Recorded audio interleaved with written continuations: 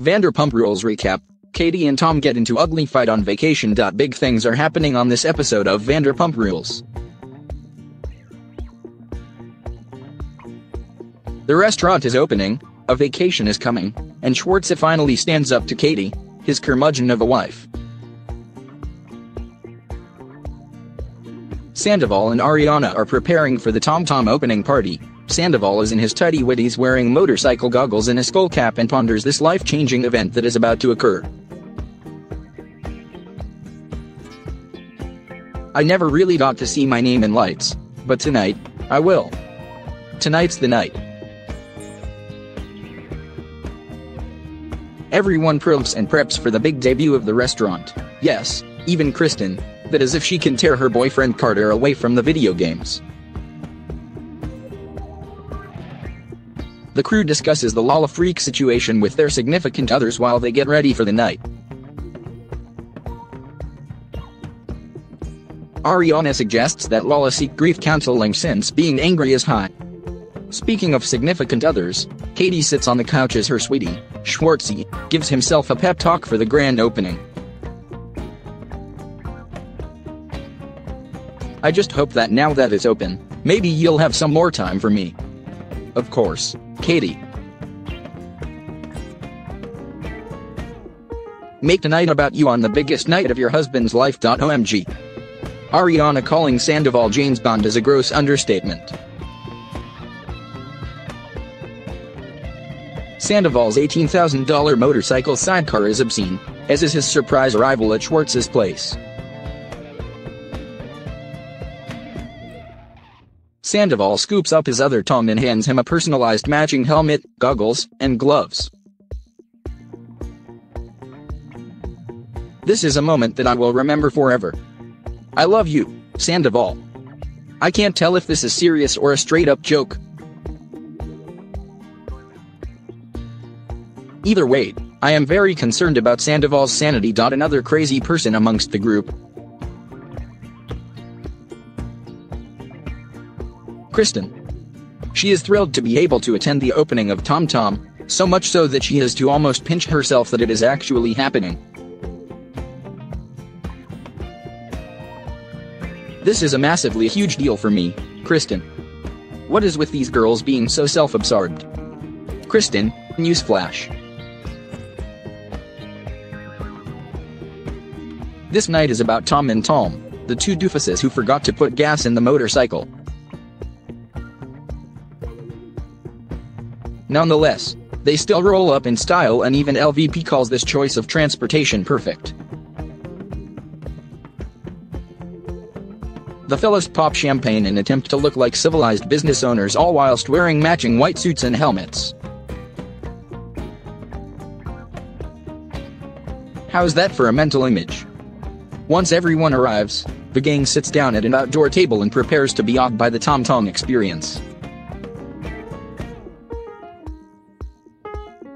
Katie desperately seeks Schwartz's attention as he celebrates the biggest night of his life. I smell trouble brewing in the very near future. I'm talking tequila. Katie treble. Perhaps the Mexico trip will be the turning point. The girls discuss Lala's recent meltdown and Lala admits that she lost her sh**t. Naturally, LVP overhears this conversation and calls Lola over to discuss the altercation. Lala explains that she felt extremely disrespected and that she did not act badly. LOL. Because LVP claims she has been hearing a different side of Lala's tale, she calls Skiana over to find out the truth. Skiana doesn't do a great job of sticking up for Lala, but she does admit that James behaved well throughout the ordeal. I'm sure Skiana's gonna hear it from Lala. I know Tom has to work the room and schmooze, but I want to mope and make the night about me. Katie is still at it, attempting to get her hubby's attention as he does what a one-third part business owner is supposed to be doing. While Katie throws a temper tantrum, the Toms celebrate with LVP. It is, after all, a really big deal. To wrap up the evening's festivities, Sandoval and Schwartz somehow get LVP into the motorcycle sidecar and Sandoval whips her around town. Classic. The Mexico trip is getting closer and that means packing is imminent. Because Stassi and her boyfriend Bo are starving for camera time since they aren't opening a bar or anything this season, Bo comes in wearing a dinosaur suit serving Stassi shots just to spice up the packing ordeal. Brittany and Jax are having a bit of a different packing experience. Jax is actually being the practical one, worrying about their upcoming engagement party and, still, crying over costs. Over at Sandoval and Ariana's, packing hats used to be stressful, but now that I have my hat box, I'm good to go. Sandoval is absolutely erratic when it comes to his essentials. Kristen can't pack without talking sh*t about the witches of WeHo and everyone braces themselves for the crazy times ahead. Lala's mind is blown that she has to fly commercial. Yeah, what's up with that? The tension continues to build between Katie and Schwartz since he got randomly selected to travel via first class. There's a reason to get mad at your husband. As the majority of the group lands in Mexico, James pays a visit to Villa Rosa, LVP's castle. He hangs with Max, Lisa's son, and pretends to be friends with him just so he can get close with LVP. LVP invites the boys for some coffee and they chit-chat. James shares that he is doing the best he can to be good again. When LVP asks James if he is drinking at all, James comes clean and states that he had one beer with his dad because he has been doing really good.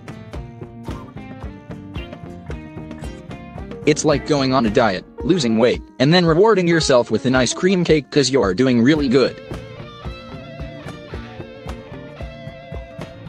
LVP reminds James that he has a drinking problem, and James can't wrap his mind around LVP's frustration and concern.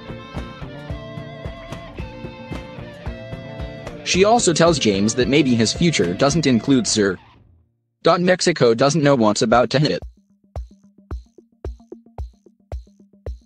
This crew of wackos has made their entrance.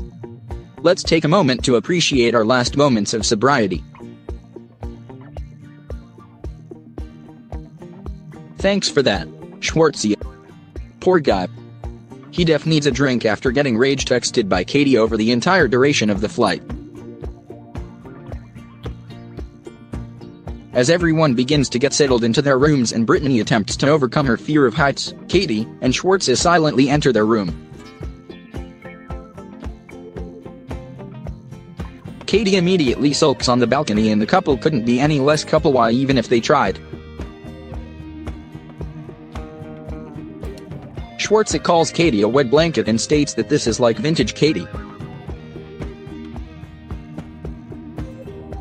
He doesn't want her to put a damper on this vacation, as she has a tendency to do. Katie throws a fit about Schwartz not pulling his weight and cries about how she never gets to see him.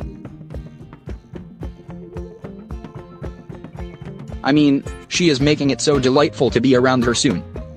The fight escalates and gets louder and louder, loud enough that Sandoval and Ariana can hear it from their balcony next door.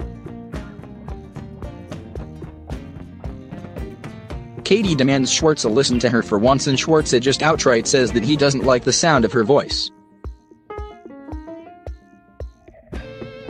It's like a cacophony. I am going to have to agree with Schwartz on this one, but I digress. Schwartz doesn't like Katie's tone, calls her selfish, and her only comeback is okay, green pants. Good one. Luckily, this episode will be continued next week, where I am sure things only go further south for MR and Mrs. Dubba.